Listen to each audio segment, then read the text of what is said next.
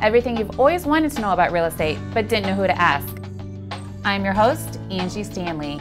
Today we have an amazing lineup, starting off with Robert Wolf, who is with Wolf Real Estate Group, Bill Gaylord with the Gaylord Handsome team, and Brian Pato with Give Back 360. Well, Robert, thank you so much for coming in today. How are you doing? Good. Thanks for the opportunity. Good. So tell me, what made you become a realtor? So my background is in real estate, as you know. I started out in public accounting, and I love real estate. I love architecture. I love utilizing the knowledge I have, and I love being with people and helping people, buying houses and selling houses and investing. Nice. So I read online that you're a broker and a CPA. How would that benefit your clients? Okay, so I'm a CPA, so I spent a lot of years representing real estate developers, wealthy individuals, and I did both corporate partnership work and did their tax work. So I have an understanding of both the financials, the operating real estate, the development side. So I take that knowledge and I apply it to the residential market in understanding costs of what people are buying, economic factors, understanding the economy, and applying that to trends, so I can ultimately present my client with some good value and good options. Nice. Do you work with a lot of investors? I would think, having that background. Yeah, I have a diversified portfolio of people I work with. I'm not right now. I work with a couple of investors who are buying opportunities that come up, and we are developing, fixing them up.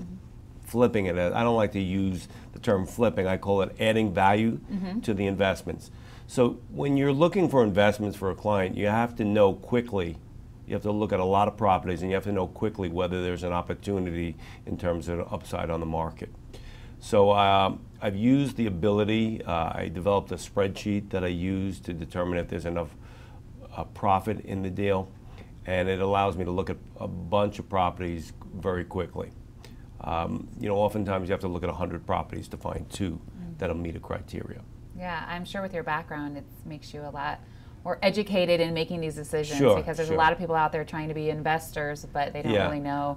Investors, the thing is, you have to learn that investors are always going to as many realtors as they can find, because they're just looking for deals. So I've learned to quickly know when a deal is a deal, to find a deal, and to know whether there's enough profit in it, that there's some upside if you did an improvement or some simple paint and carpet.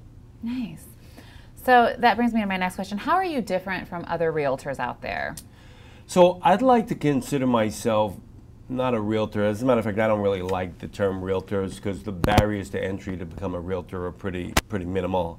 I don't think you even have to have a college education. So I'd like to consider myself a real estate consultant. So I'm not transaction driven. The transactions come by helping people. So what I like to do is help people understand what their needs are, whether their goal is to reduce their taxes, first time home, or possibly in this market, downsize and figure out what to do, how to take care of some tricky tax situations. So I consider myself more of a consultant, and I'm different in that my goal is to help the person. And if there's a transaction involved, that's good, because that's how I earn my living. I also am a resource to a lot of people, whether it's for accountants, construction people, tradespeople, lawyers. I've been doing this for 17 years in California, so I like to consider myself as a resource to help people with matters related to real estate that aren't directly, transaction related. I love that, absolutely. So today's real estate market, you hear so many things on the news from different people. No matter who you talk to, it seems like you hear a different story. What is your opinion? What do you think of today's real estate market? Okay, so I think that with the economy and with all these websites out there, people can go to Zillow, Truly, and there's just a whole bunch of websites. People are much more knowledgeable about the market, their specific neighborhood.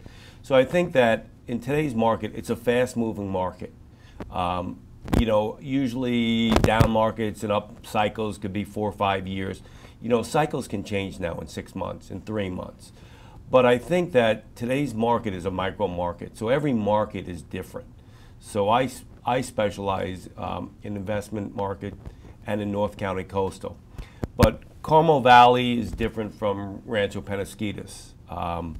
Different price points have different activities. So I think that when you look at a market, you have to look at the specifics of a market. What market are you looking at? Are you looking at an entry-level market in Carmel Valley? Are you looking at a middle-level market in Carmel Valley?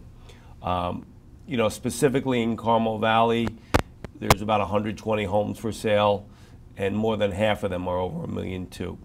So as a seller, you have to look at a specific niche, let's say the $1 million to $1.5 million market, see what kind of transactions are occurring in that market.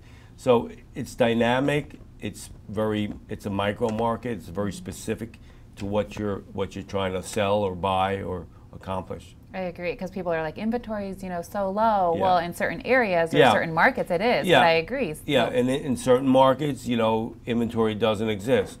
In other markets, there's an abundance of inventory. So. Okay, to kind of wrap things up, what would be the best tip you'd have for a buyer, and then after that, the best tip for a seller?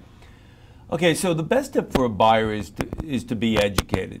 You have to do your homework of what you want. Okay, so you know the old days where you take somebody in a car and you drive them to different neighborhoods and kind of show them the schools and the price points in different neighborhoods. So I think that what I tell my buyers is you got to be educated, know what you want in terms of schools, proximity to oceans, price points, and know the general price points of a given neighborhood. And once you understand that, I think you know buying real estate is a personal process. You know, you're going to learn a lot about people and what they can afford, and a lot about relationships. So you got to understand. You got to pick somebody who you feel comfortable with, because it's going to be a close relationship for a short period of time. So that's on the buying side. On the selling side, I would say that you want to know somebody you want to choose somebody who's got some expertise in the area, in your marketplace. Okay. So if you're selling $1.2 million home in Carmel Valley, you want to have somebody preferably who has lived in the area, somebody who has had some transactions in the area, and somebody who has a plan of attack, marketing, and a specific plan of attack to get the house sold. Great information. Well, thanks so much, Robert, for coming on. Next up is going to be Bill Gaylord with the Gaylord Hanson team.